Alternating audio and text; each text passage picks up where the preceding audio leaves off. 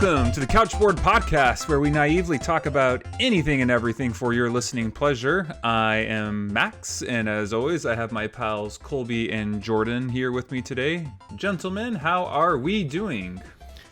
Fantastic. Super good. So much going on. What's going on? It's been quite the week. Tucson's on fire right now. Literally. I saw that. We had a lightning storm, and lightning struck in a couple places. So now there's 3 forest fires raging. I think they kind of have it under control. It's not going towards the houses, so I guess that's good. Yeah, that is good and sad. I mean, yeah, that's the problem with Arizona. It's just so darn dry. I know. It doesn't take much to let things get out of control. It's fire season for sure. Yeah, we haven't had any rains yet. I mean, it's been a couple months since we've had any rain, so bound to happen. Yep, I agree. Well, it's been unseasonably cold up here. Huh? Yeah, it's actually been chilly and rainy, but I kind of like that. Yeah, I would go for some chilly, rainy weather right now. Yeah. Let's see. This weekend, I'm going to venture into making my first loaf of sourdough bread. So I will debrief that next week if it goes well or not. I've been tending to a starter, my third starter, for the last couple of weeks. I think it has graduated and is now ready to journey into making bread. So we will see. I think we'll have to review it as a group. You're going to have to ship me some.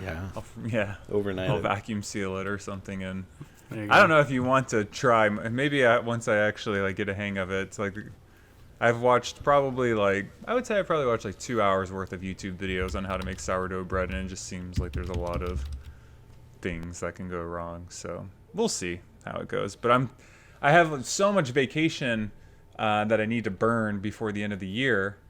And so I was looking at my schedule this Friday. I was like, I don't really have anything going on Friday. I'm just going to take the day off and make sourdough bread. So, yeah, we'll see how it goes. Nice. I'm excited, though.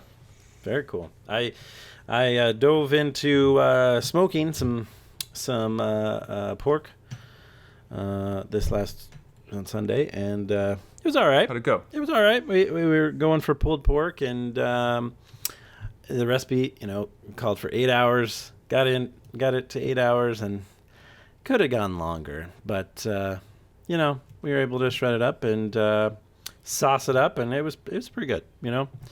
I was able to. Have we talked about your smoker before on the podcast? I don't know if I'm familiar with your. Do you have a Traeger, or what do you have? What's your setup? No, it's just a cheap little thing I found. A master built, real cheap.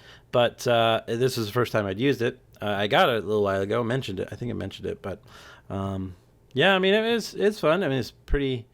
It's time intensive, right? I had to wake up at 5 a.m, put it on so I could have enough time, and brine it the night before. So it was a good learning experience. So I'll be happy to get more into it. I mean, I'm more excited to do it now that I've tried it out at least. So should be fun. Let us know when you venture into brisket. You're also going to have to find a way to ship some of that up. Yeah, that'll be tough. Smoking has been something I want to get into at some point, but that's just the thing with food. There's just so many different things to be really good at, baking or smoking. It's just an art. And yeah, rather than I have to say, rather than be a jack of all trades, master of none, maybe I should just focus on one before I try venturing into other things. Yeah, maybe. Bill, the trailer for Bill and Ted, Jordan shared that with us today. That came out. That was exciting to see. Looks Yeah, fun. I'm down for some time travel rock and roll shenanigans. Yeah. I'm glad it's coming out this summer. I feel like I said to myself, I'm gonna go see that no matter what. Right. I just want to go see it. Just want to get out of the house, do something fun, and Bill and Ted. I mean, you can't go wrong. Yeah, it's gonna be. Even if it's so bad, like that's kind of how the first ones were. They're like either you love them because you like get into them, or you think they're so bad that they're still entertaining. Like I feel like you can't go wrong with Bill and Ted. I'll be honest, I'm not a huge fan of Bogus Journey, but Excellent Adventure I think is pretty darn close to perfection as far as movies are concerned. Maybe I'm overstating that. Bogus Journey, it's fine.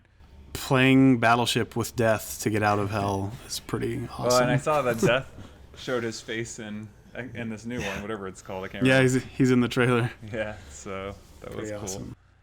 But yeah, Excellent Adventure is just an awesome movie. Yeah, I'm with you, Jordan. Like I haven't. Yeah, I've just missed kind of going to the theaters. In fact, I was reading an article the other day. Well, that AMC is saying that they're not sure if they're going to be able to survive all of this, because it's not even just like a question of when they get to a point of that they're ready to open their doors and welcome people into the theater again. But then the other question is, will studios be willing to put their movies in the theater? Like, how long is it going to take them until they're ready to do that?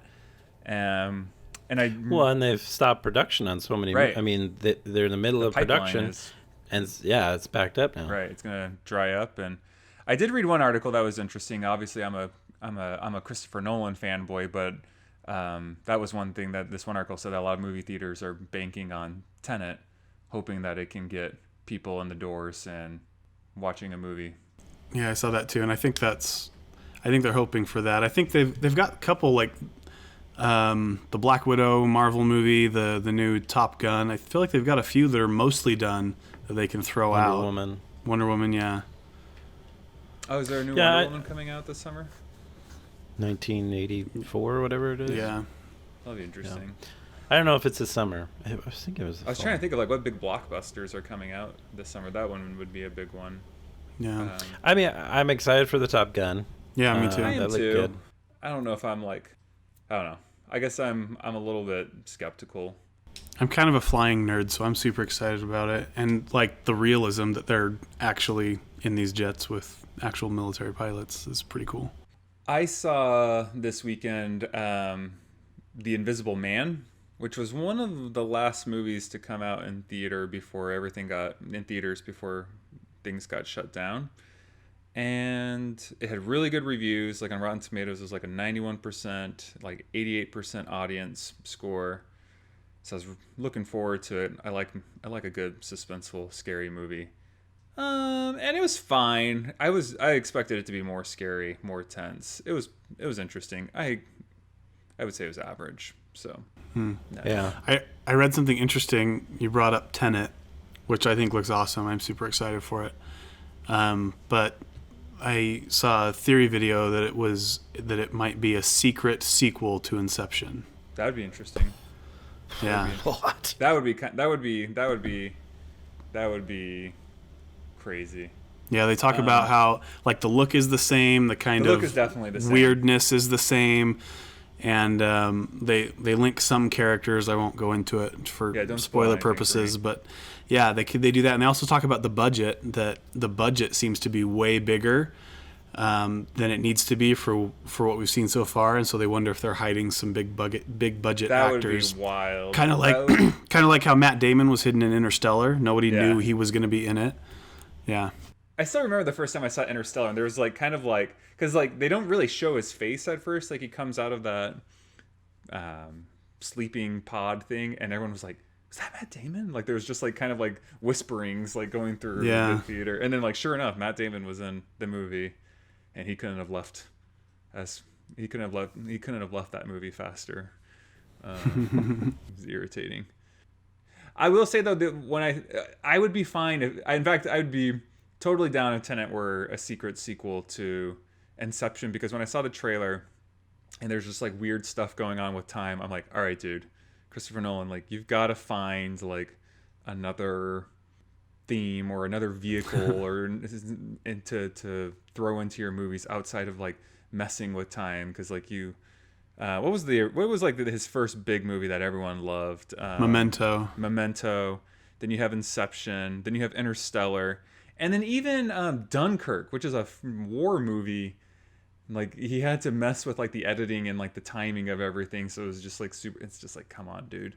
But if it's a sequel to Inception, I'll forgive him for it. I'm still gonna watch it. It looks interesting. Yeah, looks pretty good. I've been on a Margot Robbie kick lately. Suicide Squad, what? Birds of Prey. Birds of Prey.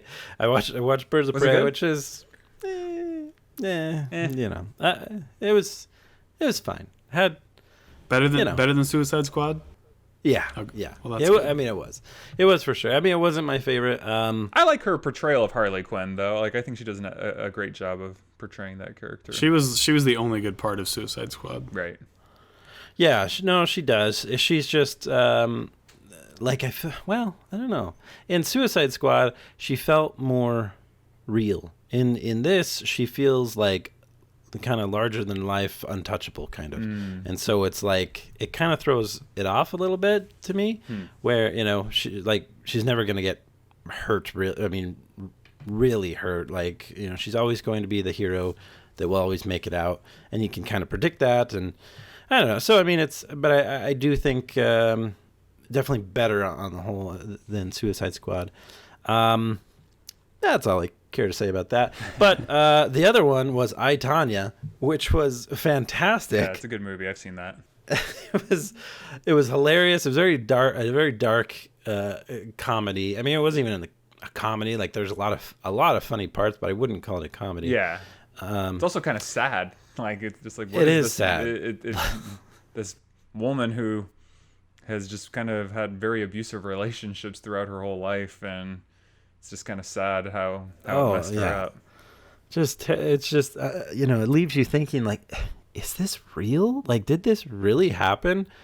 Because like I was when Tonya Harding and the whole incident happened with her ice skating and the guys clubbing. I can't even think of her name. Yeah, who's her? I can't remember her name either. Oh my goodness, That's pretty I just bad. watched it.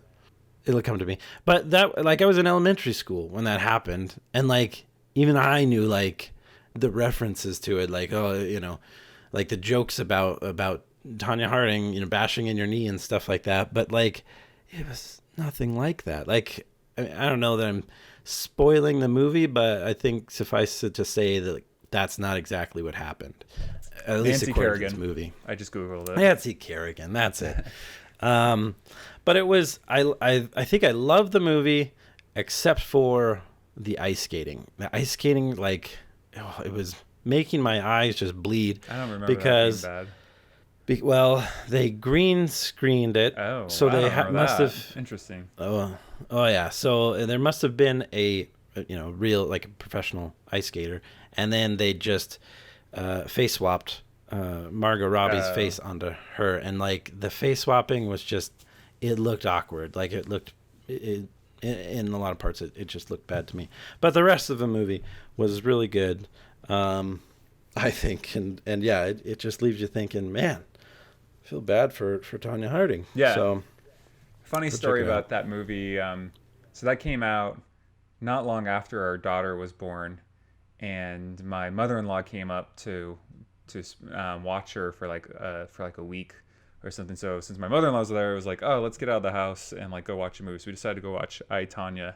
And I feel like my mother-in-law was like bothered by it, because she's like when we were like walking out the door, she's like, team like Nancy Kerrigan, and we were like, what? It's not like not like we're going to watch this movie because we're like Tonya Harding fans, or like we're like supporting her or anything. Like, it's not like it's like a pro Tonya Harding. I don't know. But anyways, it's just like a funny story. Yeah. That, like, I mean, I don't. It leaves you indifferent for Right. for but I don't. Yeah, it just shines a new light on just the story, and I like movies like that, but you have to be careful, because I'm sure there's liberties taken with sure. the movie, and so you can't take it as fact. And so many people do just see these based on a true story type of movies and take them as fact. And if this is even halfway true, then it completely changes the story of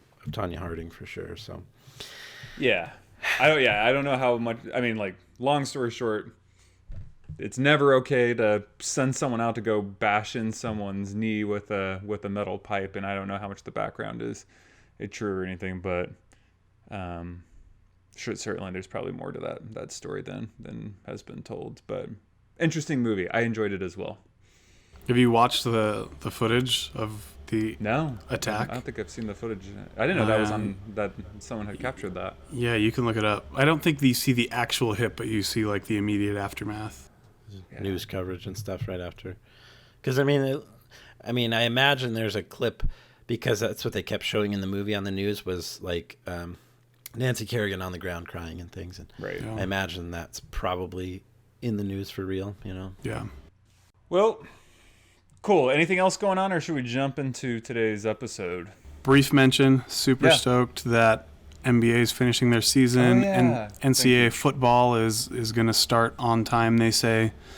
So sports are coming back. Super excited about that.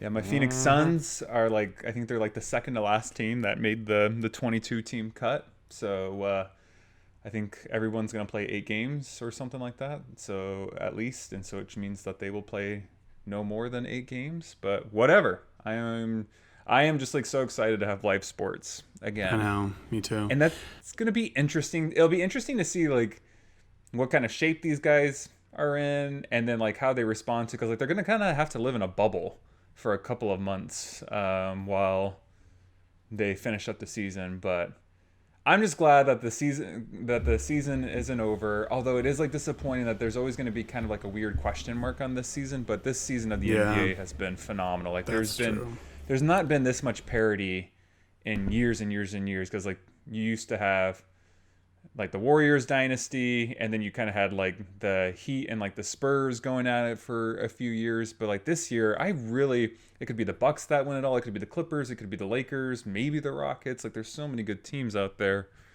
If the Lakers win, we'll say this season didn't count. Yeah, exactly. I'm totally with you on that. Yeah, if the Lakers win, meh. Yeah. If anyone else, I would love to see the Bucks win. I love Giannis. Plus, the Bucks. When have the Bucks been on anybody's radar in the last several? Well, the last couple of years because of Giannis. He's fun to watch.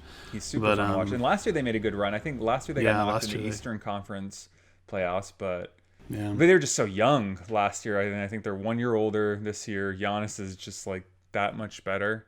Yeah, could be fun. I'm excited. And yeah, I'll see. I'm curious about college football. I didn't know that they had said that they were going to start on time. I hope they do. I feel like I'm just a little bit skeptical about college sports, which is probably fair that they have more of an interest in making sure that players are absolutely safe. Whereas the NBA, for whatever reason, it's they're making millions of dollars. This is their job. They're in way better shape than the rest of us. That's also true. So they can maybe take being sick better than we can. Well, I think most of them are cool with it. I'm sure they don't have, I don't know what the players union says, but I think it seems like most of them are hungry to play and finish out the season. Yeah. Yep. Fun stuff. Cool. Alrighty, guys. Well, let's jump into today's episode. So I am taking us back into the world of video games. Surprise, surprise. And we're going to talk about one of the... Is there a more iconic franchise than Super Mario Brothers in video games? Is there anything higher than that? I don't think there is. Sonic. No. Don't you dare.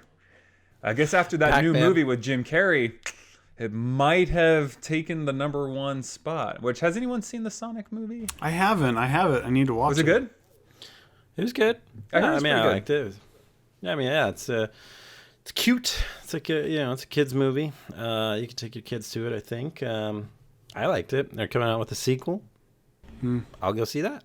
Well, and thank heavens they fixed the look of Sonic, because it was pretty terrifying that first go around. And that's a cool story of it could be one of those things where no, we've already spent all this money and we're just gonna double down on what we've done, but they totally went back and did the right thing, and kudos to them. So, anyways, Super Mario, the guy needs no introduction. Everyone knows who Super Mario is. So I'm not even going to give us too much of a history lesson there.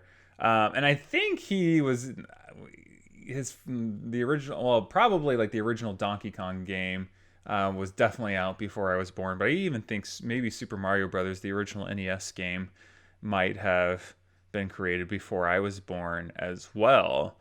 But I'm curious, Mario, he's been around for a long time. What is your first memory of interacting with a Super Mario Brothers game?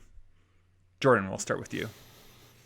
So yeah, our the first console we had was the original NES, and that had Super Mario Brothers on it. Well, it came. I think the console came with that. Came with Duck Hunt. I think those were the only two games that we had, like, owned with the system. Everything else we just rented. So I played that a lot. I played Mario a lot because Duck Hunt, yeah, it gets old pretty quickly. Only if you put the gun up right to the TV and cheat, you little cheater. Yeah, I did that sometimes. But, Mario, I mean, played that one a ton, the original. And then, there's a lot of offshoots from there.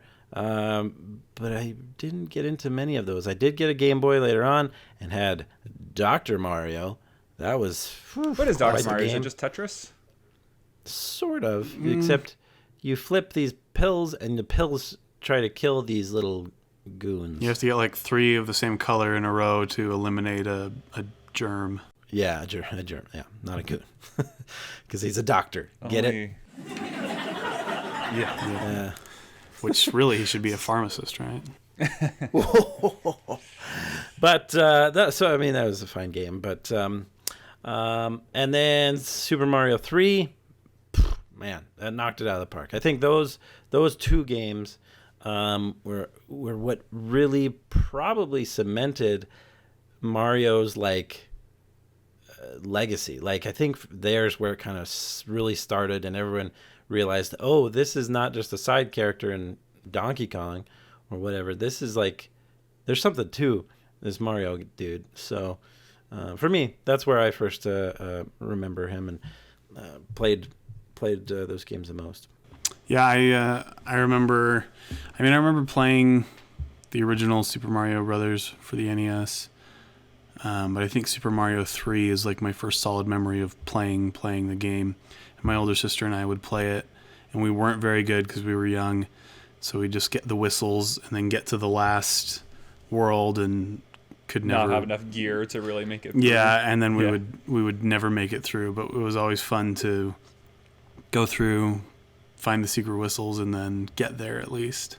Yeah, I think my first memory of Mario was going over to my neighbor's house. We didn't have an original NES, but I remember going to my neighbor's house and playing it. And I think the original, and again, it's hard for me to say because if I was even alive when the original came out, but from what I know, the original was a massive, colossal success, super popular. 1985. 1985. Okay, so yeah, that was before I was born.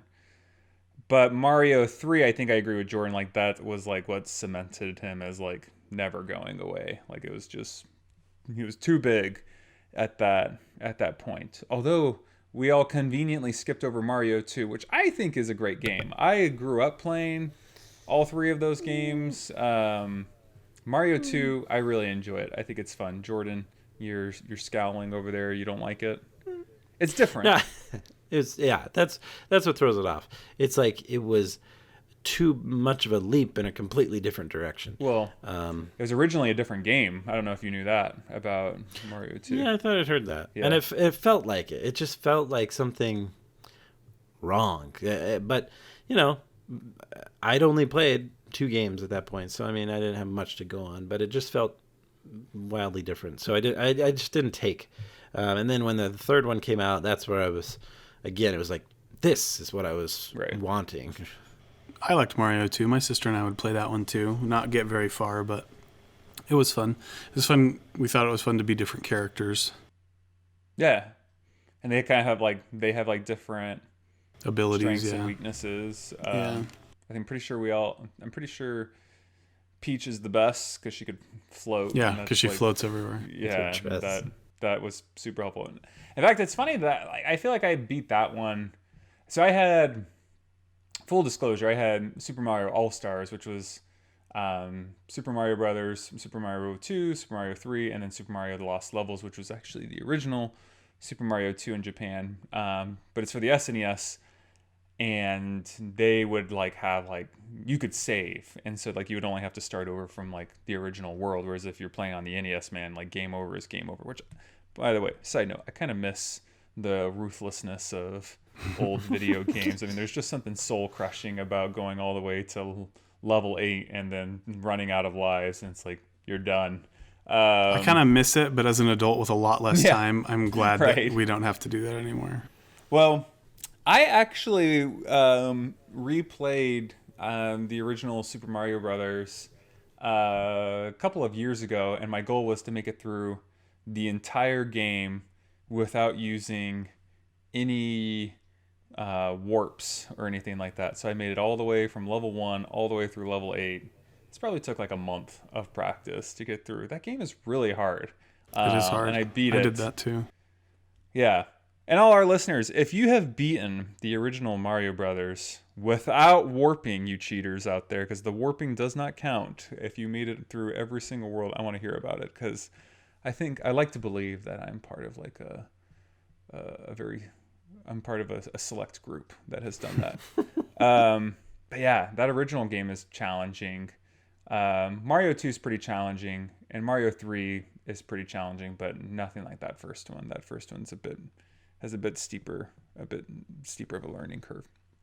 But what is it about Mario himself? What makes this Italian plumber just with a mustache just so stinking likable? Like, even people that don't even really like video games like seem to have like some kind of affinity for this character. What is it that you guys think that makes him so charismatic? The voice. Just kidding. I like the voice. Yeah, I don't dislike the voice, but yeah. I mean, he didn't have a voice for a long time. Yeah, that's true.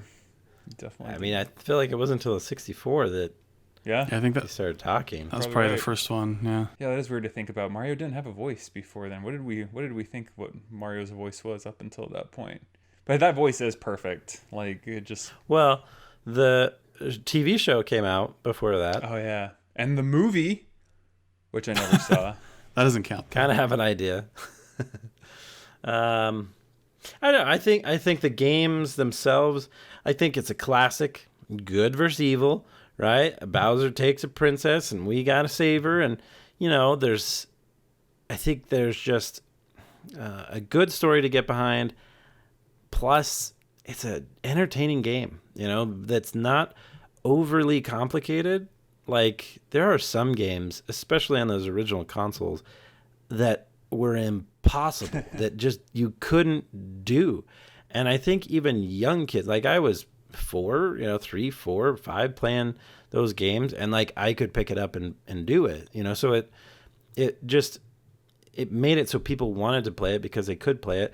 And it wasn't a more mature category. It's not like you had to be older to play it or anything, even though those came out much later. But still, your parents would let you play it, and it was just a fun game, I think. And so I think that it just really took. And once they realized they had a hit, they just kept building onto the Mario story, adding more characters, making the worlds more expansive, and just grew it, you know. And then we have and I'm sure we can talk more about the different variations of games that came out, Mario games. And so I don't know, I think it was fun, and you could easily get behind it.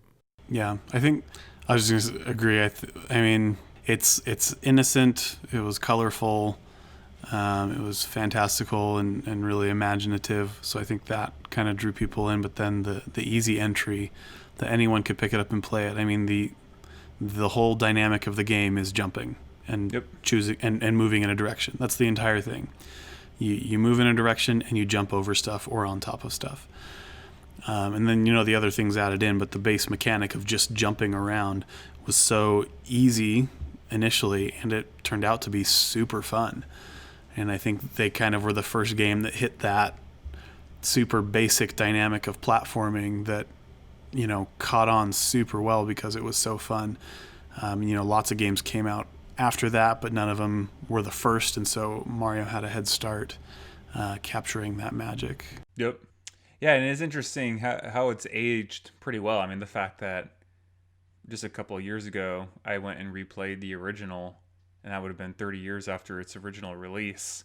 Kudos to them, because there's a lot of NES games that you just couldn't pay me to play today. But Mario, that formula is pretty tried and true, and I think you look at a lot of platforming games that came after that and really owe a lot to Mario. But I agree with you also, Colby. We'll talk about that in just a second here, like the world building, like just even like what a creative and wacky idea. Like you're gonna have, not only is this guy running around and jumping over stuff, but he's also like going in pipes and coming out in different places.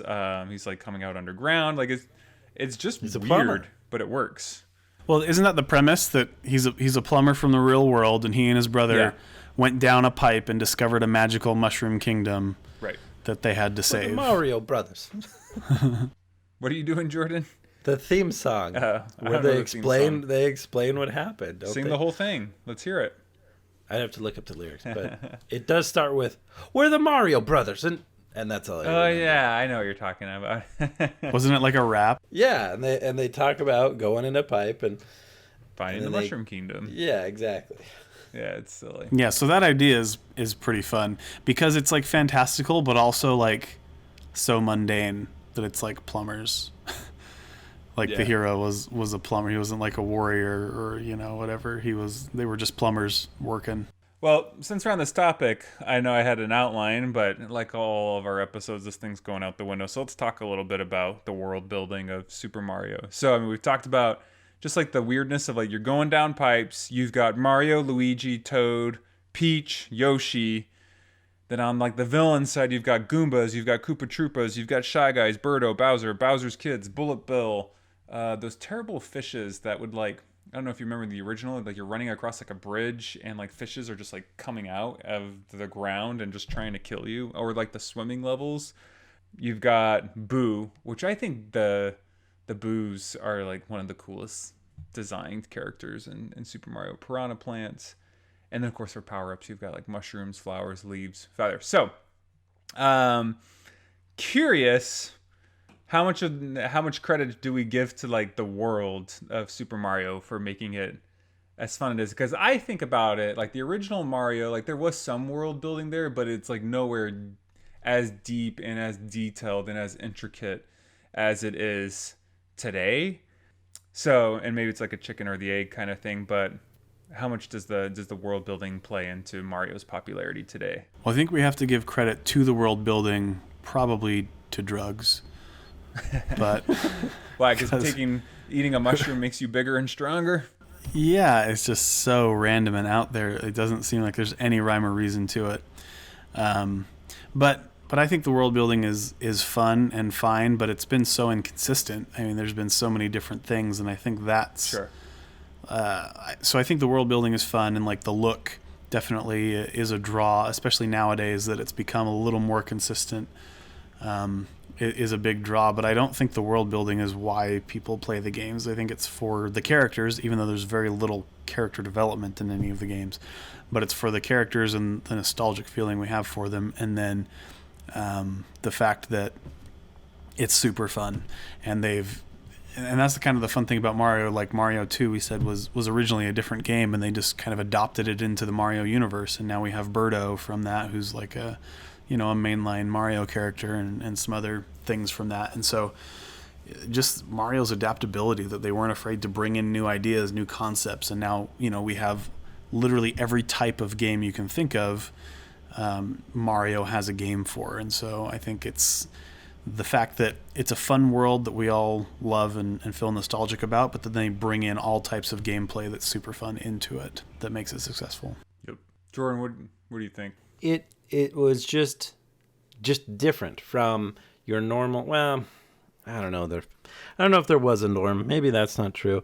But I was going to say, like, it wasn't like, here is your hero, your guy, and here's a gun, and he has to shoot everything. Like, there are those games, but it also wasn't like a straightforward sports game or something. It was just different, and that's kind of what I think drew a lot of people to it. Is like it's not the norm, and that's exciting. I don't know. I mean, I don't know how to explain that it has such a following, given what the world looks like. But I mean, he flies around on like a weird dinosaur thing. Like, I mean, it's just kind of off the wall, and so the world can be whatever the developers want it to be, and I think it's just it's kind of fun that way. It's fun to see what they come out with next, because I feel like each major game would have different things or extra things in it, and so that's what you kind of looked for when the new games came out. It wasn't just, oh, here's new levels. It was, you're doing the same game, but we're doing it in a different way, and it was fun to see what those changes were going to be. Yep, I agree. And then along those lines of world building, any favorite characters outside of course, like the main guys, Mario and Luigi? I'm a big fan. I mean, I think everyone loves Yoshi. Just go for the most part. If one of you guys wants to be negative on Yoshi, be my guest. Even Bowser, like I think Bowser's a pretty fun, like a pretty interesting villain. Like he just feels like the perfect villain for Mario. He's just weird looking, kind of cool looking, kind of funny looking. His little kids are all just like the worst minions in the world. So I'm a fan of them as well. And then I like Goombas. Like, I don't know what it is about Goombas, but I love just like jumping on those things and smashing them. It's fun. And like Koopa Troopas, they've made Koopa Troopas, and maybe that's one thing that I don't totally agree with the direction of Mario's. I almost feel like the Koopa Troopas are a little too cute today. Like in New Super Mario Bros., like they'll kind of like dance with like the music. I'm like, oh, I feel kind of bad like jumping on you and knocking you out of your shell and then throwing you off the edge. Like, anyways, I'm rambling now. Any other favorite characters out there in the Mario universe that... I don't know why, but I really like Shy Guy. Shy Guy's cool. Yeah, and he originated in Mario 2, I think. I think so too. And was weird in Mario 2, but was adopted into the canon, and I don't know, just a weird little guy in a hoodie wearing a mask. It's kind of creepy, but again, they made him cute somehow. Yeah, definitely creepy. I can't think of the football guys and the baseball Chuck. guys. I don't know. Chuck. Did they continue on? Yeah, they're in 3D World. They're in the new one. Are they in Odyssey too? I feel like, or maybe it's 3D World that I'm thinking of. They're in 3D World. I have to play Odyssey again. I don't remember. I just remember in that game, like they were just the bane of my existence. Yeah. Like I just hated them. And the Hammer guys, Hammer in Brothers. the I forgot about them. Yeah, Oh, they were gosh. just the worst. Hammer Bros were hard in like Mario 3 and stuff. They were hard. Or Mario 1, they're... Oh yeah, brutal. yeah, Oh, they're man, really just- hard in Mario 1. In fact, like one of the last levels in the original Mario is like you're like going up to like the gates of like the castle, and there's just like, and there's Hammer Brothers, but they're not even on, like they don't have like platforms that they're jumping onto, and usually like Hammer Brothers, you can just kind of like run past them once like you can get the timing down, and you can just run underneath them and move on with the game, but not on that level. Like you have to like jump through them or on them, and it's just terrible. Yeah. It's hard. But I never played any games outside of Mario Karts with Wario or Waluigi, so I don't really I don't know. even know where Waluigi comes from. Does anyone know that? Was he in like a? I remember Wario was in Mansion? like. Then he first came out, and then Game Boy Mario. I think the so, yeah. 6 gold coins. but I Mario don't- Land. Yeah, which was a fun game. Yep. I never played them, so. But I know they're major characters, but. This, I just Googled it. Waluigi was created during the development of the game Mario Tennis to serve as the bitter rival of Luigi. Interesting. Interesting. Thank you, Wikipedia. Yeah, he was created to be Wario's doubles partner for tennis. Yeah. That's kind of like a lame. Yeah, it's kind of a Two. bummer origin story. Right. Huh. Well, But he grew in prominence. I mean, yeah. but yeah, weird starting point. Yeah, definitely a weird starting point. Huh. Interesting. All right. Well, let's talk a little bit more about the games. So at least when I think of like Mario, I think there's like two major groups of Mario games. There's like the mainline entries, which I think you could even, not to make this too complicated, but I think you could even split that into like your classic side-scrolling platformers. And then you've got like the 3D platforming that Super Mario 64 pioneered.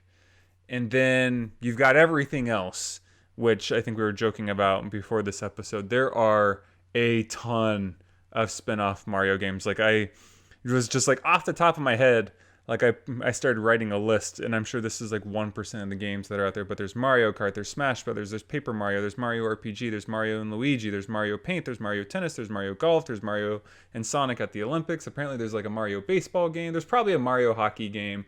Mario Party. Mario Party, thank you. What else am I missing? There's a ton. There's ton. Yeah, the old classic arcade ones with Donkey Kong or cleaning the pipes or whatever. There's a series of learning ones I saw.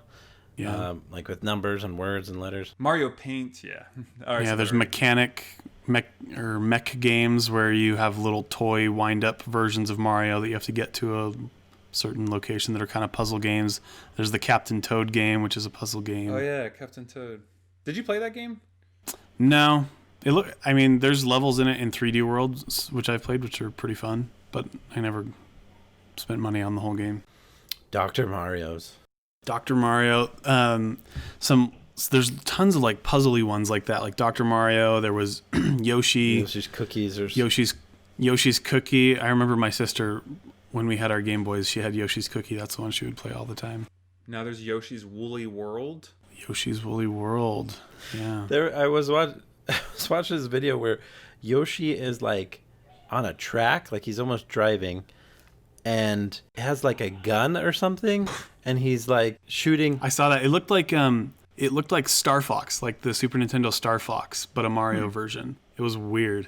Yeah, it is weird. Oh, there was another one called Mario is Lost. Oh, where he goes to the real city? I vaguely remember that. I'd never heard of that one. It's Luigi like walking around a town, like it looks like a puzzle game, like just talking to people, like a mystery game, and he has to like find out where Mario is. I now need to see a picture of Mario is Lost, because like I feel like you just like saying that like brought back like a memory that I haven't even thought of like in the last 30 years. But Luigi's Mansion, another set of games. Luigi's Mansion. Mario is Missing. Yes, I remember this. That's so weird. I'd never seen that before. So weird. Yeah, it's like, according to the internet, they classify it as an educational game. Oh, Mario's Time Machine. We had that one. The cool thing is, like, I'm looking at this, like, there's YouTube videos of people playing Mario is Missing. So now I know what I'll be doing after this episode is finally seeing what that game actually looks and feels like. Yeah. Well, and I think a lot of these odd ones came out on NES and SNES, where I don't know, maybe it was easier to develop these games, or you could turn them out quicker. I mean, they could probably develop it and then say, "Oh, let's turn that into a Mario game," right? Or let's brand it as a Mario game. And then, like with the learning one, right? I mean, it's probably pretty easy to code an ABC game or 1, 2, 3 game, right? And then just put Mario characters in it. And so I think they just were a little bit more experimental back then. Well, he also was like gold. You throw him on and a game's going to sell better than it would without him. For sure. Yeah, because I mean, I remember I had Mario pajamas and stuff like that. There's so many marketing things, lunch boxes. I mean, anything you put them on was gold. Coins. I see what you did there. Well, shoot, even like when Japan like announced like that they were like doing like the Olympics or whatever, like the mayor of like Tokyo like came out of like a pipe wearing a Mario suit. I mean, the guy's he's iconic. Anyways, keeping us on track here. So let's first talk about like the mainline Mario game entries. So again, like I think like there's two basic categories. Like there's the classic side-scrolling platforming version of the game, and then there's like the 3D version that Mario 64 pioneered.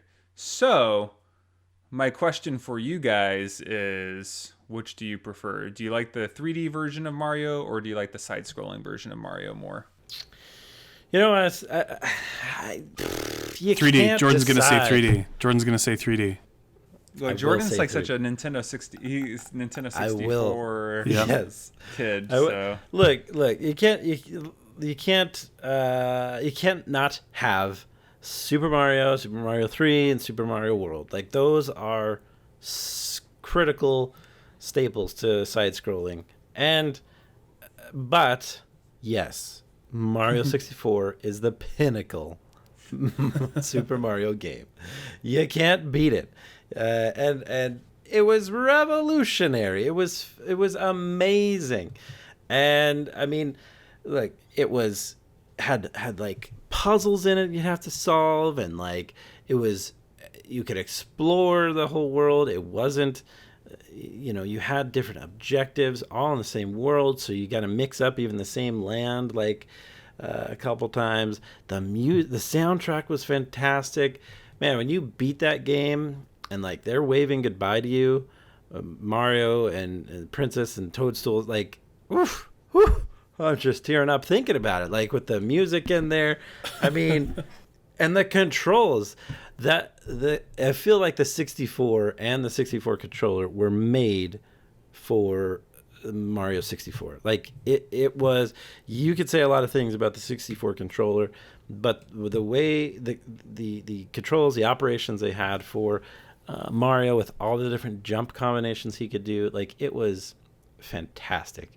And I will say, I haven't played a single Mario game since. So, What was hard about that game was the camera. Like I feel like Right. since that was one of the first Totally 3D agree. games that came out like that, the camera was a mess. It was hard to play that way. and the depth perception was like really difficult too. It's like hard to like know like how far do I need to jump like right now. It's just tricky. that was added to the skill level, but I loved how it started you off. I never really thought about this before. It started you off outside the castle, and it just gave you that like chance to explore and learn the controls before you got into the game. Yeah, that was interesting. And I didn't think anything of it, but looking back now, it's like that was really smart of them, because that was the first game on that new 3D console, and it was a great introduction to here's Mario, and here's what you can do. You got to go to the castle, that, but we're gonna let you explore. And I don't know. I think it was just fun with, you gotta race, you gotta race with penguins and stuff. I mean, so many fun and the hats, like the flying hat, the metal hat. I mean, so many cool things introduced that I don't know. It was That like never showed up in another Mario game because Yeah. no one liked them. it was fun, and it was. Look, I do like the feather and flying with a tail much more than the feather cap. But hey, you gotta do what you gotta do. Stick with the theme of the hats. But I don't know. That to me was the pinnacle. And like I said, I just haven't owned any other Nintendo console, so I can't weigh in on the Wii's or Switches or GameCubes or whatever Mario games were on those. But I did see my nephew was playing the Galaxy one, and that just gave me a headache. I hated seeing it. Like if people complain about the 3D stuff on the 64, like that game was ridiculous. Like I can't stand watching it. Anyway. All right, Next. Colby. You're up. Side-scrolling or 3D? It depends. So No. All right, Shigeru Miyamoto comes up to you and is like, Colby, I'm ready. I'm ready to make another Mario game. I've just got one question. Do I make it like the classic, I like the framework that your buddy Max came up with. Should I do a side-scroller or should I do a 3D version? What do you tell him? Gun to the head. gun to the head. Shigeru to the head. Miyamoto. I tell him to make more Zelda games faster. Just kidding. I personally I like the side scrollers more. Just because of the fast paced nature that you can play them. You can you can try and speed run them really easily and just run through. There's usually like things you have to find in them, and that's not quite as challenging as they are in the 3D games. So I think the 3D games have that up on them, but overall I like the other ones better.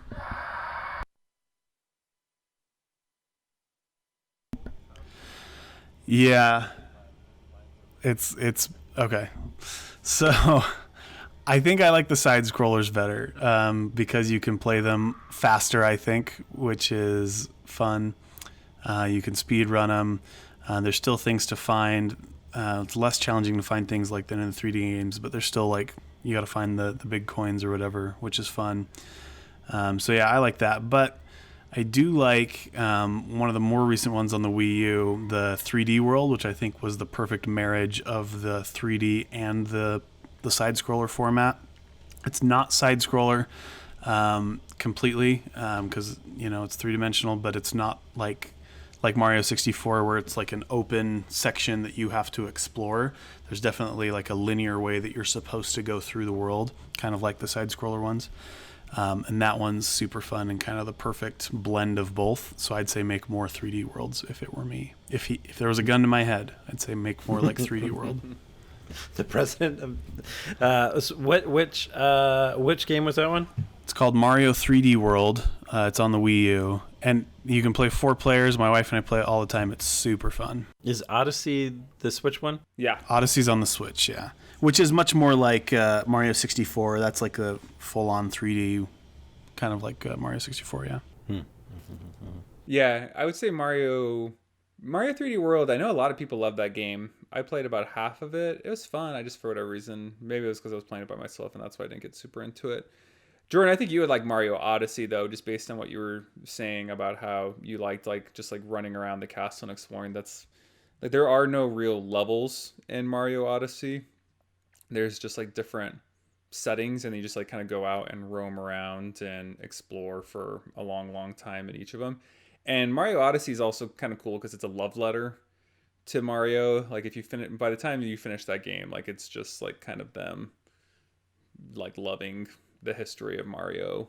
So that's cool. But I am through and through, like I would always take a side-scrolling Mario over a 3D Mario, like all day, every day. Like I love Super Mario World. I love the original the Marios. I liked the new Super Mario's franchise that they came up with. Like it's just that's what I like. But I can respect your incorrect opinions, Jordan. Excuse me, sir. Mario 64 is probably the best thing about the 64. I don't know, GoldenEye or Perfect Dark. Perfect Dark was way overrated. Or Ocarina of Time. Ocarina of Time is definitely, Ocarina of Time is definitely the best thing about Nintendo 64, without. But then GoldenEye too. GoldenEye, yes. Mario Kart on 64 was terrible. Fantastic as well. Oh, it's my least favorite Mario Kart. It is the worst Mario Kart game ever made. Double Dash was the best one on the GameCube. Double Dash is really good. Although I also really like the current Mario Kart 8 I think is also exceptional. I really like it. It's good. It's not Double Dash though. Double Dash is fun. Nothing like Baby Park on Double Dash with giant Bowser shells just wrecking everyone in sight. That was fun. All right. Well, I want to keep us on time, but we can't leave without talking about some of these spin-off Mario games. So whether it be Smash Brothers, whether it be Mario Kart, whether it be Mario Tennis, Mario, whatever. Any other, like, what are like some of your favorite mainstream Mario games that you just couldn't live without? Oh, that's hard. There's so many. There are so many. There's some good ones. There's some really lame ones, I'm guessing, that I've just never played. Yeah. I would say I'll just kick us off because I feel like like Mario Kart, we already talked about that just now. It's amazing. I don't think there's anyone on the planet that doesn't like Smash Brothers. It's really, really, yeah, that's what I was gonna follow up. Really fun. I think I've talked about this in a previous episode, but if you ever have the chance to play Super Mario RPG on the Super Nintendo, it is really good. It is really fun and it's funny. So that's and it's like a weird blend of like RPG but like platforming. So that's one of my all-time favorite Mario games. I always thought you were super weird for liking Mario RPG so much, but like they've continued that line. Like the Paper Mario's, I think, are that way, and then the Yeah, I've Mario never and played Luigi. Paper Mario, which is weird that I would like Mario RPG so much, but never get into Paper Mario. I've never played Yeah. a Paper Mario game. So I had one on the 3DS that was Mario and Luigi's Bowser's Inside Story, where they like shrink down and go inside Bowser, which is like Mario RPG. It's an RPG style, Yeah, yeah. and that was actually way fun. Yeah, I played the original Mario and Luigi game for Game Boy Advance. It's not really like an RPG in a super strict sense, and I think Mario RPG is really cool because it's just like a different. It's like you kind of get like a deeper jump into like Mario World. Like the whole premise of Mario RPG is some new villain like crashed through Star Road and took over Bowser's castle, which like obviously we know Star Road was in Super Mario RPG. There's a new character from Star Road that joins you on your adventure, and I think like the biggest thing that shocked me as a kid playing Mario RPG was Bowser ends up joining your team so he can get his castle back. But I just remember as a kid being like, what? Like Bowser's gonna fight on my team now? And that was just like such like a fun and cool idea. And again, it's just like it's just kind of like a silly game, so highly recommend it. I think Mario Kart and Super Smash Brothers win though. Yeah, well, I don't know. I love Mario RPG a lot. I mean, but I think as far as popularity goes, no question about that. No question at all. Mario Kart and Smash Brothers are like the most popular spin-offs. Yeah, I haven't played many other games besides the mainline ones, but I got the SNES, or whatever Yoshi's you want to call Island? it, Redux, and yeah, it has Yoshi Island on there. It's pretty fun. It's weird. It's kind of different. I remember playing it as like a kid, like cause like there's like I remember there being like kind of like lengthy castles and like looking for like keys and like having to unlock doors. Like it's a little different in that sense, and the art style is very different. Yeah, Yeah. I remember playing it at first and not liking it, and now like I have it on the Switch Retro Console, whatever, and I've started playing it because I mean it's a Mario game, and it's the sequel to Super Mario World, which is like one of the greatest ever. So No, it's kind of challenging. It is challenging, but I mean it's different gameplay style because you're Yoshi and you can do stuff with his eggs and fly kind of. So I mean it's just different. But no, I don't know. That was fun, but I don't have much experience with many other Mario games. Never played Paper or RPG or whatever. Mario 64 through and through. Well, Yoshi's Island, I think we can all agree that Mario crying is one of the worst noises that mankind has ever created. It's terrible. All right. Well, last question. So I think we already know it. Jordan has already covered this question. So I guess we'll move on to you, Colby. What are like some of like your top favorite Mario games, or do you have a number one Mario game? yeah, the top favorite is going to be Super Mario World on the SNES.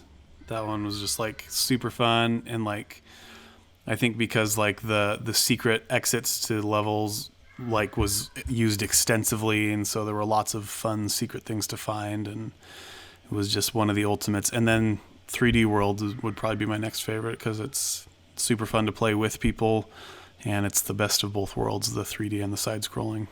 Another thing about 64. I'm kidding. Should we cut him off? I'm kidding.